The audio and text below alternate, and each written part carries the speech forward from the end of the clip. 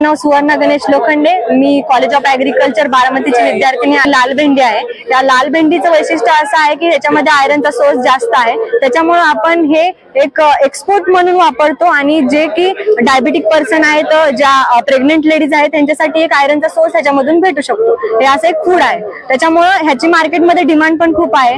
Generally मार्केटमध्ये दर पण ह्याचा आहे ना, आपली जी रेग्युलर हिरवी भेंडी आहे त्याच्या कंपॅरेटिव्ह हाय आहे। त्याचा दर 100 रुपये किलोच्या पेक्षा वरतीच वापरतो म्हणजे पडतोय आणि त्याच्यामुळे आपले जे शेतकरी आहेत त्यांना एक ऍडिशनल सोर्स ऑफ इन्कम ह्याच्यातून भेटू शकतो। जीन मॉडिफिकेशन म्हणजे जेनेटिक मॉडिफिकेशन करून आपण ह्याच्यामध्ये आपण आयरनचा सोर्स जास्त डेव्हलप केलाय आणि त्याच्यामुळे ह्याला कलर पण असा आला पासूनच तयार आहे। फक्त आता आपण इथे डेमोस्ट्रेशन साठी लावलेला आहे वाण आणि ह्याचा डेमो असं आहे की लोकांना हे कळावं, ह्याच्यावरती अवेअरनेस व्हावा आणि त्याच्यामुळे लोक ह्याचं उत्पादन घ्यावं, ह्यासाठी हे डेमो आहे।